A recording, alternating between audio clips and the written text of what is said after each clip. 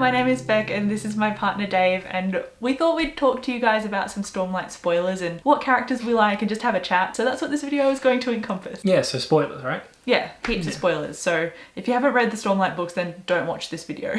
So, favourite character? My favourite is Kaladin because he's kind of the hero character that you don't think is perfect, but then you look back at his whole story arc and you realise that he just hits these perfect beats and he's set up to be this perfect brooding hero kind of character. But that's the thing. He's already set up to be a favourite character. So I'm going to get all hipster on you here and say that my favourite character is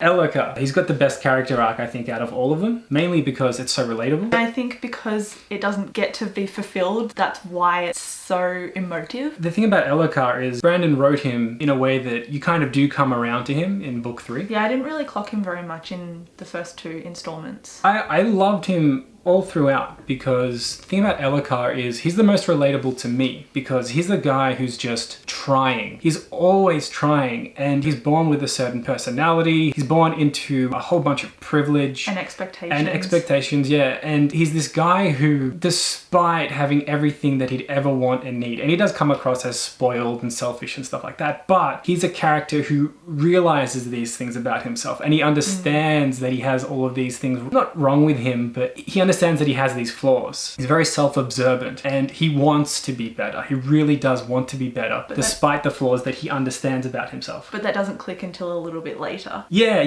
I mean, he's always trying. Even in book 1, it's just that he's not doing a very good job about things and he may not be going about it in the right way to kind of fix himself. He's someone that, I don't know if I could be friends with him, but it's so relatable to me in the way that, look, he's who he is, but he understands that he wants to be more. He understands that he should be more. Yeah. And in book 3, he swallows his pride and he just goes up to Kaladin like, look, I want to be a hero. I want to be like you. And of course, Kaladin's all like, what are you talking about? Like his idealized version of Kaladin. Because he's only seen Kaladin do the good things. He hasn't seen Kaladin's dark days. Yeah, but he also wants to be a king that can deliver for his people. At the end of book 3, you understand that there was so much more going on behind the scenes for him. You understand that he was in a marriage he didn't really want to be with. Imagine being born into royalty and like, okay, I gotta have a kid. I don't necessarily want to marry a woman. He's got all these expectations on him. It finally gets to the point where he was kind of maybe a lot happier towards the end of book 3. He became more self-actualized and self-aware later in the books, but he was acting on everyone else's expectations at the start. I imagine being brought up in a world where you're told you're the leader and so you're like, all right, then I'll just do this and that, and everyone's kind of like, you're surrounded with yes people. Yeah, exactly. Or you're surrounded with people like Dalinar who want the best for you but take power away from you without meaning to undermine you. So you don't get the full responsibility and the ramifications of your role. And he's got that stereotype where he's royalty, he's spoiled and he doesn't get his way and he gets really angry about it. But by book 3, he's kind of getting over that. He's like, all right, I understand that I'm a bit of a prick. I'm just going to try my best to kind of not be like that and be a leader that the people that I lead can rely on. I love it. It's so... It had such nuance and growth. That's the thing. There's so much nuance about his character. There's so much subtlety around him. He's one of the perfect side characters, I think. And then he gets to the part in book 3 towards the end where he is about to become a Radiant. There's so much character growth. He's getting to a point where he can bond with his friend and you're like, oh, yeah. Go Elhokar, yeah. Elhokar. And you want him to get there because you've been with him the whole time and you're like, you know what, yeah, he can get there. But then he just gets killed. And all that story development is just like cut right off. And I think that's why it was one of the deaths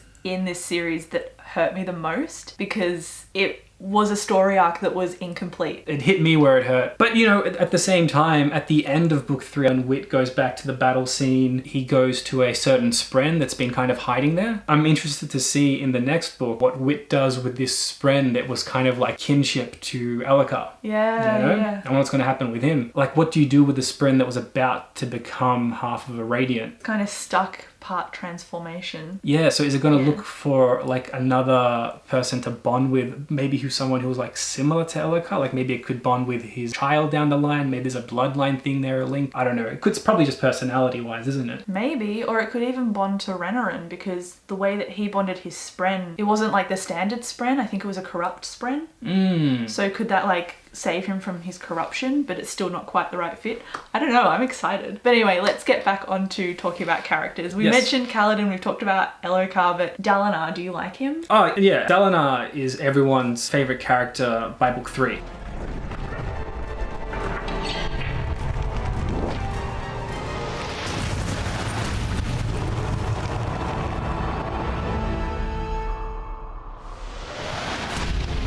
Book 1 and 2, you're like, okay, you enjoy his chapters, you know, it's fun. But it's not until book 3 when you get like the full sweep of the person that he is and you see how far he's come. I can't remember if I heard this as like a rumor or if Brandon Sanderson actually mentioned it himself, but he kind of wanted young Dalinar to kind of be sort of reminiscent of Genghis Khan in his brutality. Wow, okay. No, I didn't know that. I don't know where I heard that. It was probably in an interview. Maybe. I could just be making that up. But there was something about how, you know, Genghis Khan, he didn't care where you came from. All he cared about was skill. And there was that flashback in book 3 where he found the archer. The archer, yeah. And he didn't want to kill this guy. He's just like, no, you're so talented. Come work for me. Yeah. You know, and that's very much, I think that's what Genghis Khan would do. He'd take people with skill and he'd put them to use. The part that did it for me in book 3, I remember this specifically, was when he referred to Renarin, his son, as the invalid. Oh my, how do you pronounce words? You're like, oh, ooh, that's cold, man. Yeah, from a father who's supposed to love you. You see him as a loving father later on. But then you're like, oh my God, he used to be like this. He had some post-traumatic stress from the battles that he fought. But then again, at the same time, when he was a young man, he was very similar to Adolin in a way where he was good at fighting, but his skills were put to use to just kill so many people. And I think the difference between him and Adolin is he was put to war to kill, and he took so many lives that it took something from him, whereas Adolin was brought up in a world of peace. And he was surrounded by friends and family. And he did kill, of course, he killed the Parshendi. But that was very much a war with his people against people that they didn't even really regard as human, really. You know, they regarded them as less than. Yeah. So I guess for Adolin growing up, he's got the support and loving family that he needs. And he's killing things that aren't considered strictly human. He doesn't consider human. Yeah, that's very much, he is very much able to distance himself from what he's doing, I think. He also is brought up in the duels as well, which is like a political focus of strategic fighting rather than like the brutal murder that Dalinar had to do in battle. So it's like a watered down version of what Dalinar had to do. And at the same time, he had his father to kind of guide him. He was told to go out and do his worst, and that was fine. And he saw these horrors that he had to kind of take home with him and kind of live with. And I guess that's what kind of accumulated why he started drinking. But also it was talked about in Oathbringer, but it was set up from book 1 when they talk about the thrill, that battle, like hunger, and that was linked to odium. And so I think Adolin and Dalinar are different in that sense because Dalinar succumbed to that, but then later on realized that it wasn't something that he should be engaging in and started to distance himself from it. Yeah. And Adolin has not had to have that inner turmoil battle with the thrill in the same way that Dalinar had to do that. So I think that's probably why he ended up killing Sadeas, because that was... Sadeas? Because that was where his inner turmoil had to manifest. Like, it didn't manifest in the same way Dalinar's did, and not for the same amount of time. But you could see that the death of Sadeas kind of triggered that for Adolin. Yeah, and like while we're talking about Adolin real quick, I don't want to compartmentalize them as, you know, Dalinar bad then good, Adolin always good. I do like the complexity in Adolin in that he does have the capacity to be evil, but it seems like he is just so he's got so much mental fortitude, he weighs the options, and he doesn't do things lightly. It's not like he's a complete psychopath where he's thinking, I'm just going to kill this person. He killed Sadeas because he was like, this guy needs to go. He's no good for anyone. I can get away with this, and he needs to die. And he's going to cause so much more death and so much more destruction if I don't take him out now. Yeah, and a lot of people I know at the end of book 2, when he does kill Sadeas, they're like, oh, is Adolin going to turn dark? But here's the thing, when I was reading that, you finished book 2 and you're like, oh, is Adolin going to turn dark? I was like, what do you mean? Of course he isn't. And you're like, oh, but you know, he killed Sadeas. I'm like, well, yeah, that was a calculated move, and Adolin's practically a general. He needs to kind of do what's best for his people and stuff.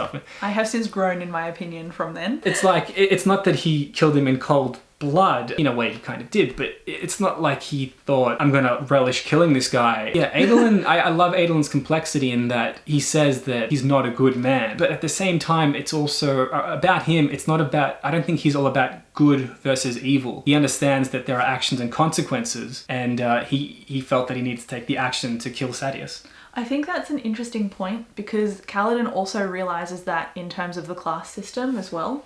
Yeah. And I think it's a theme that is being balanced through different characters, through different lenses and their own struggles. And that's something that makes all of Sanderson's characters relatable in a sense to me, because I can empathize with them. And one of my favorite themes in any book is there's no such thing as good or evil. I love that, because good and evil is something that humans do to kind of simplify the world. But I love the fact that sometimes it's not about good or evil. It's just about where you are in the moment. Or lesser of two evils even, especially during a war.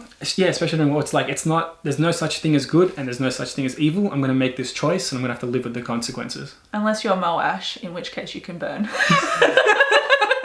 I see that going around like hashtag like Moash did nothing wrong. And I know it's used to like troll a lot of the time, but in Moash's head, he hasn't done anything wrong. That's why that's why good and evil is so subjective, right? True. Because but I see him as like an inverse of Kaladin, and I love Kaladin so much, so therefore I think Moash is yeah, you know, I try not to take sides and, you know, play favorites. Like obviously I said my favorite is Elhokar, but I don't even know if he's doing he thinks he's doing what's right. All he's doing is something that's going to help him achieve personal satisfaction. In his mind, that's justice, and it's not about good or evil, not about his acts being good or evil. It's about him achieving justice in his world and how he perceives it, yeah. And I love that. That's great, because it adds so much depth and nuance to characters. True. I mean, I feel something about Moash, so that's obviously meaning he's well written. Like, he wouldn't make me angry and frustrated if he wasn't well fleshed out. You know what I loved about Moash? As soon as he killed Elhokar, he looked at Kaladin and he did the Bridge 4 salute. And that in his mind, he's like, he recognized Kaladin, he knew who he was. He's like, I know you don't agree with my views, but I still respect you, and you'll understand why I'm doing what I'm doing. And then he's like, and then I'm outie. He's one of those characters that's so full of passion that even the Voidbringers, they could see that in him. And he's a powerful character because of that. He's filled with passion and he's filled with that drive. You know, it's that same drive that makes that pulls Kaladin out of his depression to want to help people. He has this drive to achieve justice, which no matter how you look at it, justice from his perspective. From his perspective to, you know,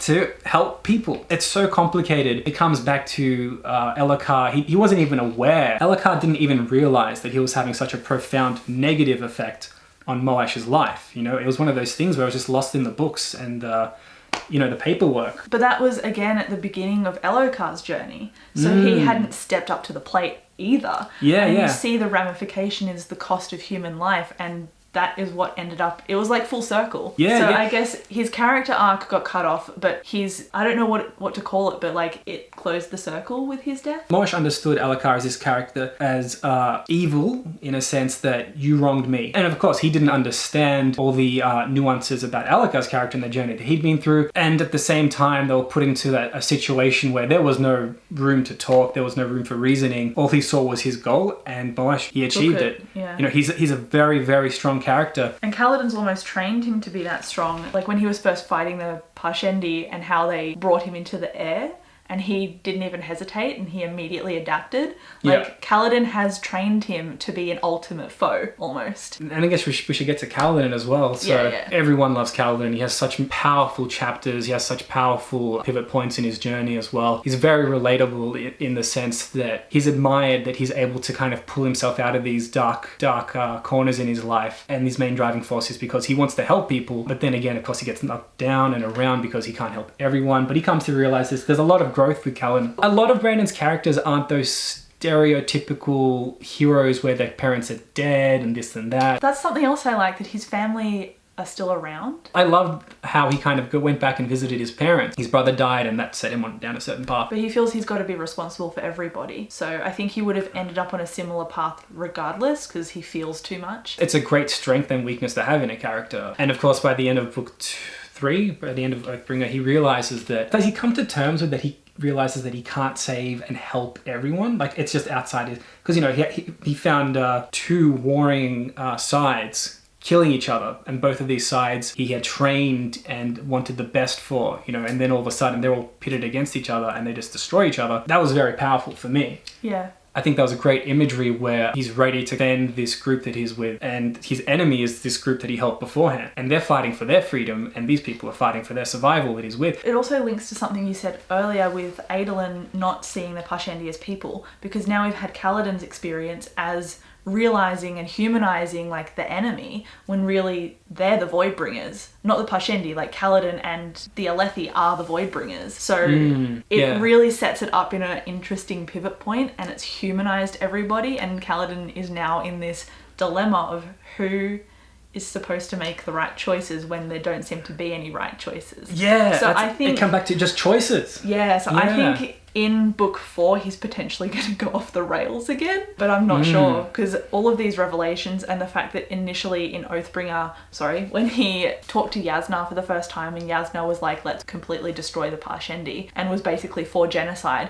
and now she's queen at the end of Oathbringer. I think that's going to make up some really interesting pivotal scenes of thematic like power dynamics. Yeah, power dynamics and like explosive stuff, because I reckon Jasnah has the potential to go dark rather than Adolin like we thought before. Yeah, and it's not necessarily in her mind comes back that thing. Good, evil perspectives. And she's more calculating. Yeah, and colder. It's not about her being evil. She wouldn't think this is not evil, this is necessary. Similar to Moash in a way that there is a goal that needs to be met, and I've got a driving force to get there. And her goal is the good of her people. Moash's goal was the good of his people, his class, Dark Eyes and stuff like that, and family. Interesting parallels there. With Brandon's writing, I don't know, like it can go anywhere. You know? It could, but it's also fun to predict stuff. We haven't talked about Shallan yet. Shallan, yeah, okay. Quick impression. Go, you. I like Shallan. Upon rereading Oathbringer, the first time I read it through, I thought, oh, Shallan's chapters are taking freaking ages. But when I reread the book, I actually found that they were fine, like they were quite well balanced. It's just something that I remembered more significantly because it was like a huge chunk of her journey into self-actualization. And I don't think the closure of Oathbringer is the closure of her like identity crisis. I think that's going to continue on. I don't necessarily like that the marriage of her and Adolin was rushed at the end of Oathbringer. Like that's something that I feel like Brandon did very specifically because he knows he's going to investigate it later or potentially undo it or have something more complicated interact with it, I guess. I don't think that chapter is necessarily closed. Mostly Shallan and Kaladin and Dalinar maybe all just need therapy and shouldn't be in marriages and relationships until they've gone and had some good kind of closure. Yeah. So what do you think about Shallan? Do you like her or not? Book 1, I was kind of like, meh, there's some interesting parts here and there. I think she was the most like young adulty character in The Way of Kings. By the end of book 2, I found her character really interesting. I really enjoyed her chapters in book 2. And then in book 3, her overall character arc, I enjoyed it, but I just felt like it could have been told more concisely. Yeah. Like there were maybe too many pages spent on her, and if it was just cut down, it would have flowed a bit better for me. Because when you do look back over her journey through book 3, it is significant, and there's a lot that happens. I think a lot of it's also very internal though, so it's hard to show.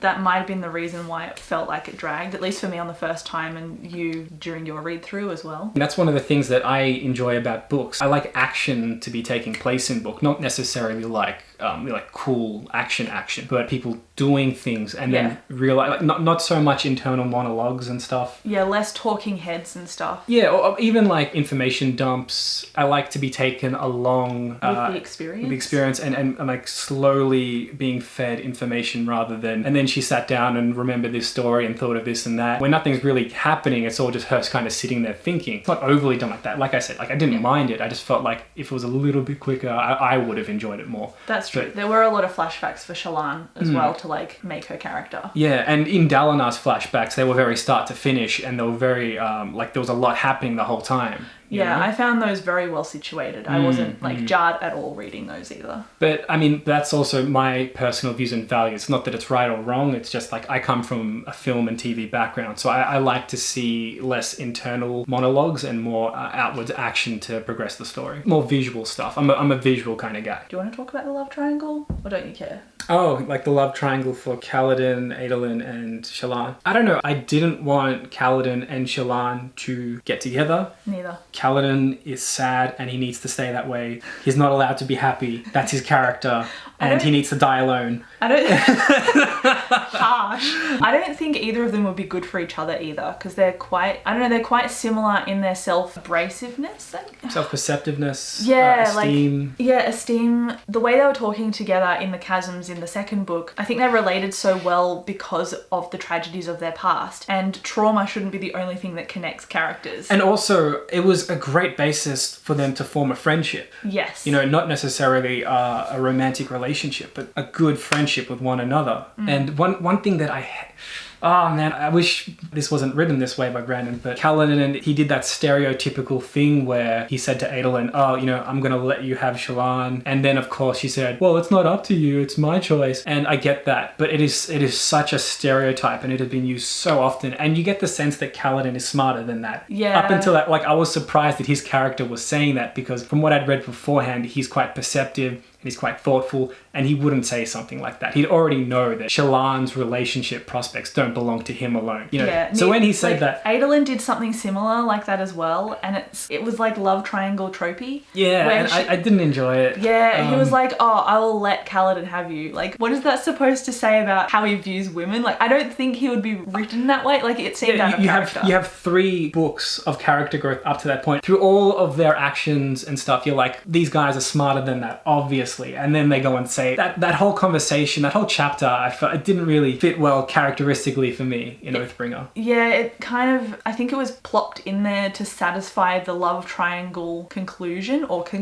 depending on how we want to view it. And that's why it was in there as a functionality standpoint, not a character informed standpoint. I don't know. Maybe Brandon just got finished writing a big chapter of Skyward, and he was in that kind of mindset of young adult, simple writing kind of thing, you know? Yeah, I wish that it was handled differently. Of course, I'm happy that Shallan and Kaladin didn't get together. I feel like they can be friends. There could be a really cool, interesting relationship between them and their friendship, and it doesn't need to be romantic. It really doesn't need to be romantic. And when it came to Adolin and Shallan, Adolin's obviously in love with one of Shallan's specific personality types. I disagree. I mean, you're talking about Radiant, right? Who she kind of became in Oathbringer. Because at the beginning, when she was first introduced to Adolin, she was herself. She was doing drawings. She was talking about Shardplate and how he pooped in Shardplate. Yeah, oh my god, that line. Here's the thing, like I'm an artist and I did some fan art of some Stormlight stuff, and I made a really cool render of Adolin. I was so excited to post it up in the community and talk about it. And every comment was like, oh, where does he poop from? And I was like, okay, I just spent like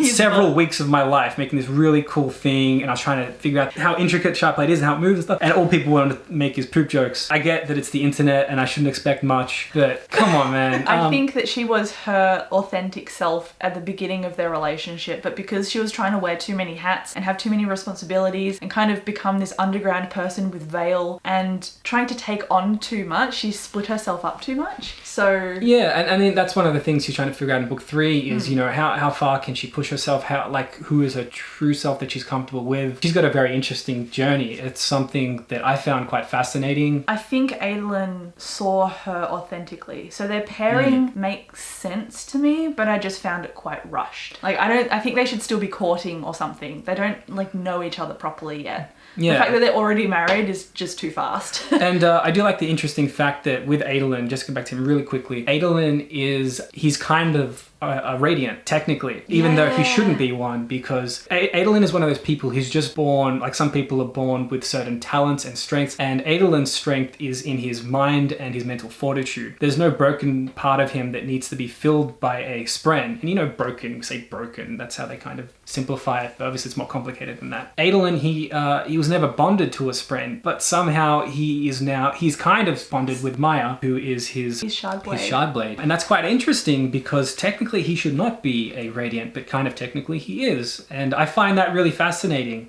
He's like the subversion of a Radiant. Yeah, it's like the magic system has been set up and Brandon's like, but Adolin, and has put him in as something that's quite different to everything. Like Renarin, who has the corrupt spren. So it's a really interesting outlier. And he did something that was not thought possible, where he kind of brought back a dead spren to sentience. Yeah, so what does that mean for the current Shardblades and plate that already exist as well? And it's something, it comes back to Adolin just being kind of such a swell guy.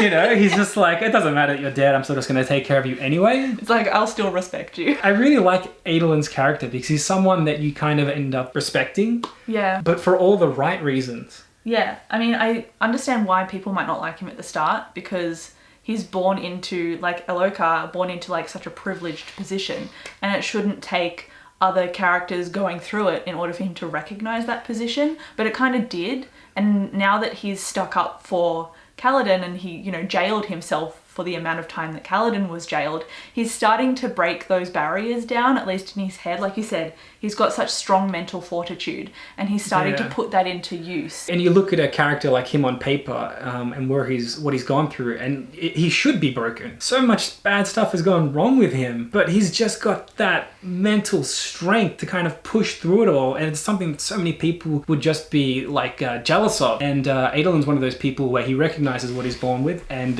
he uses it as he sees fit, and he happens to do a lot of really good things with it. Yeah. But maybe a theory for Rhythm of War is that Adolin so far has had this strong mental fortitude, and he has had moments of character development, and his tenacity has, I guess, pushed him through it. But he's also on the cover of Rhythm of War, and he's in Shadesmar, so maybe he's going to be tested in Rhythm of War. I would like to see more of a delving into his character, because he has been part of the series so far, but he's been secondary to Kaladin, Dalinar, and Shallan. And it would be nice to see him go on his own, for lack of a better word, journey. I guess a lot of people might not think there's much substance to him, because he kind of just tackles things and wins constantly, and he does it with like a really good attitude. So with him, like, I don't know if it's part of his character where that's the way he's always going to be, or if something's going to happen. Maybe his sister trying to commit genocide would maybe push him in a direction where he actually has to sort of start wrestling with these decisions and be a little bit more unsure of himself and come out the other side like that. That could be quite interesting. Or he'll just become more empathetic, because he didn't really understand he knew he was privileged and well off, but he didn't understand the significance of that until he had to put his neck out for Kaladin. So it would be interesting to see some of those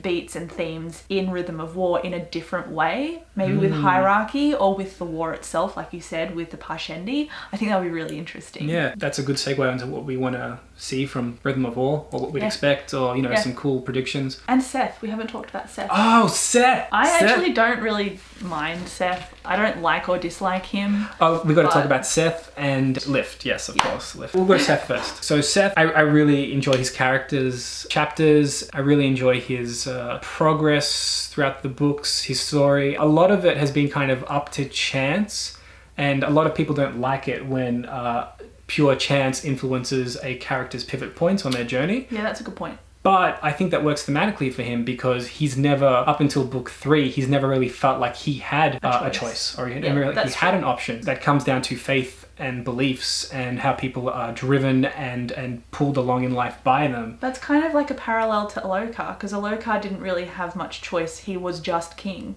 And then he was starting to make his own choices. Yeah, and then you have Szeth starting to make his own choices in book 3 with Nightblood. Yeah, cue thing that I'm working on here. This is the part in the book where he makes the choice to follow Dalinar. So it's not necessary that he thinks that other people are in charge of him anymore. He wants to pledge his services to help someone like Dalinar because he believes in Dalinar's cause.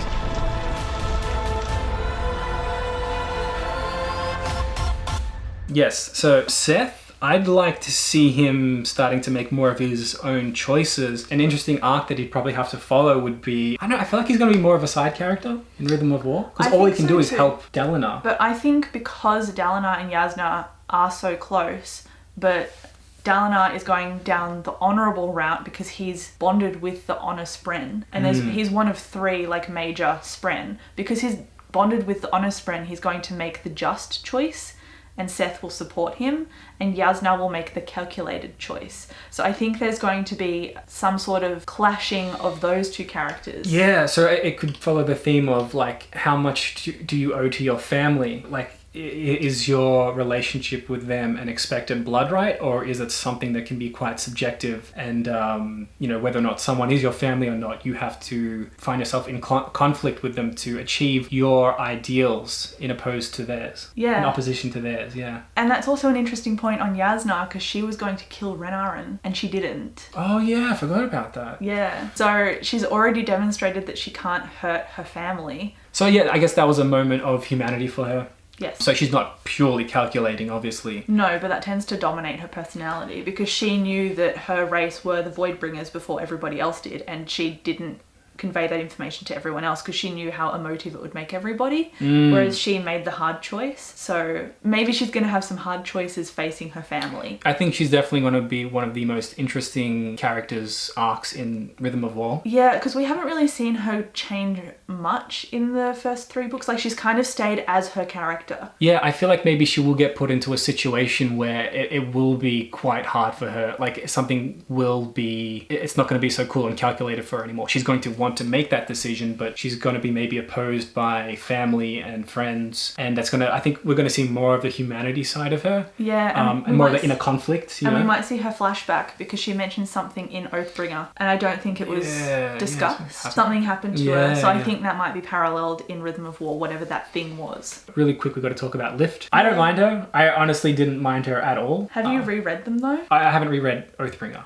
To me, I'm like, yeah, she's a little quirky kid. It's kind of over the top. I think that will mellow because she's going to have a story arc that continues into the second set of Stormlight books, I think, when she's older. I think that's the theory I heard. I heard it's going to take place like hundreds of years. Oh, really? With new characters. I don't know if I heard that or if I'm assuming it because that's what happened with Mistborn. But anyway, I thought she would be set up as this kid when she's younger who has done a deal with the Night Watcher so that she doesn't age. And then in a later book, she'll reappear. And I don't know if she'll physically be older or just mentally. So it'll be interesting to see how that works out. But I'm someone who liked Lift on the first read through, and I just found her kind of tedious on the second read through. Like, I don't dislike her, but I just find her overdone. But I guess if she was a kid who was saying all the stuff she was saying, she'd annoy me anyway. So, I mean, she's inciting a reaction. So she's well written. She's just a bit annoying. I think what annoys people is just the terminology that's used around her, because she says, I'm going to be awesome. It's one of those things where I feel like it's like something one of those TikTok kids would say and you just want to like smack him across the head.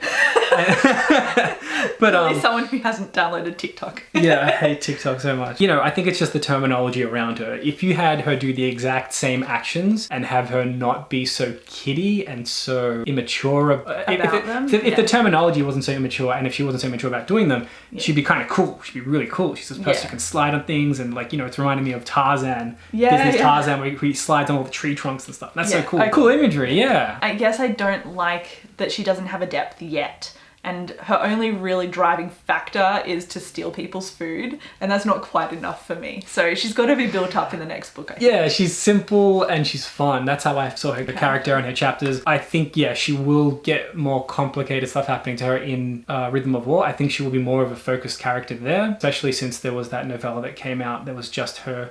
Edge Dancer. But yeah, so I think she'll be more of a centrally focused character in Rhythm of War. Dalinar, I think he's had his moments, and so he's going to hold down the fort while everyone else goes off, because I think since the Rhythm of War cover is set in Shadesmar, I think that Shallan and Adolin are going to go somewhere via Shadesmar, and in Oathbringer they were in Shadesmar and talked about going to the peaks with the Horn Eaters. Shallan looks like a Horn Eater and has that comparison made about her a couple of times. And we also know that Rock is starting to become a Radiant, and so has Teft. So I reckon they might go together to the Horn Eater Peaks. I think you were saying you predict that Rock would be more of a focused character in Rhythm of War. Yeah, I was hoping so, because he seems to be getting set up that way. Yeah, and he's very interesting. I'd love to see more of him. Yeah, because he seems very capable, but he also has some family history that we don't know about. He's got an actual, in real life family that have come to Eritharu, and he seems to deny fighting, even though he's really capable at it. So that kind of dynamic I'm quite interested in as well. Especially if he goes along in Shadesmar to help protect Shallan and Adolin and stuff. I think that would be awesome. Did we talk about Kaladin? So with Kaladin, I'd like to see more of him, because he does have a lot more demons to kind of conquer and stuff like that. I'd just like to see him do more of that in his cool, awesome ways. I want to see him getting more powerful and using his abilities more. I want to see them get the armor. For Rhythm of War, I think that is going to be the thing, like the epic epitome kind of thing. Brandon always finishes his books with big epic payoffs, yeah. And I think the Shard Plate is going to play into that. Especially because Jasnah already is hinted at having hers. I think you pointed that out to me. Yeah. There was a point where she was seen in the battle against the Thunderclast where she was seen with sort of like shapes around her deflecting debris. It's either insinuated that she has figured it out or she's kind of figured it out, and she can kind of use armor as protection. Maybe that's where her conflict is going to come from, because she needs to say the next ideal to get the armor. So maybe that's where a lot of her character gets informed. I think it might get to a point where I think this would be cool, like where her and Kaladin are at opposing forces. They both just pull out that armor and they have this epic battle. That might be cool. That's an epic thing that I'm thinking of, but that's just off the top of my head. That could be cool. That could be cool. That makes me think, like, Adolin is a very powerful warrior, but maybe he can't get to that point where he can say ideals because he's not technically a radiant. A radiant, yeah, but he can kind of use old armor, so it's like, that might be an interesting dynamic where maybe he's powerful, but he can't get to the point where he's so powerful he can fly with armor, because there were those radiants in that flashback that were flying. Kaladin's already taken him into the sky. Yeah, I don't know. So Kaladin getting armor, basically leveling up. It's like a Dragon Ball Z episode or series, like they're just going to level up. That'll be cool. And that's what's good about Brandon's writings as well, is he starts small and you have these small epic moments and then people kind of level up, and that takes everything up a bit more. So I think Shardplate is going to be that next level up for Rhythm of War. And also Wit, I hope he comes back as well. He's kind of interacted with every character so far except Szeth. He'll probably have his moment with Szeth in Rhythm of War.